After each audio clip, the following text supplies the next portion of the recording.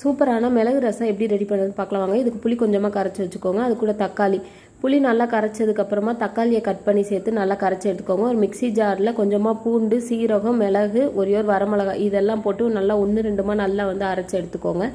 ஒரு கடாயில் கொஞ்சமாக எண்ணெய் ஊற்றி கடுகு, உளுந்து, அதுக்கப்புறம் 2 வெந்தயம், கொஞ்சமாக சீரகம், கொஞ்சம் கருவேப்பிலை, ஒரு வரமிளகாய் இதெல்லாம் போட்டு நல்லா தாளித்ததுக்கப்புறமா நம்ம கரைச்சி வச்சுருக்க புளி கரைச்சலையும் அது கூட சேர்த்துக்கணும்.